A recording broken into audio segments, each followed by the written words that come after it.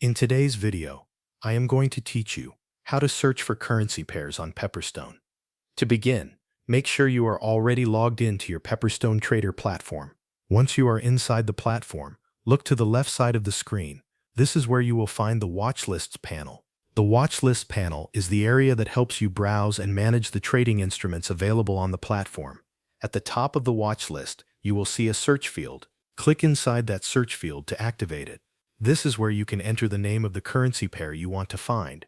Type the pair directly into the search box. For example, you can enter URUSD, GBPUSD, or USDJPY. As you type, the platform will begin filtering the available instruments and display the closest matching results. Give the platform a moment to load the matching currency pairs.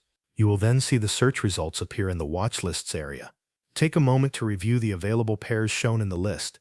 This helps you confirm that you have found the correct symbol before opening it. When you see the currency pair you want, click on it once to select it. This highlights the instrument and confirms your selection. If you want to open its chart, double-click the selected currency pair.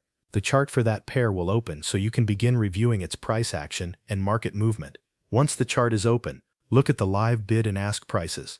These prices update in real time and give you a quick view of the current market for that currency pair. This is useful when you want to monitor the spread or prepare for a trade. If you need to find more than one pair, go back to the search field and repeat the same process. Enter another symbol, wait for the matching results to appear, and then select the one you want.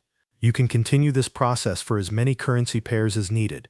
At the end, verify that you can successfully search for a pair. Select it from the Watch Lists panel and open its chart without any issues.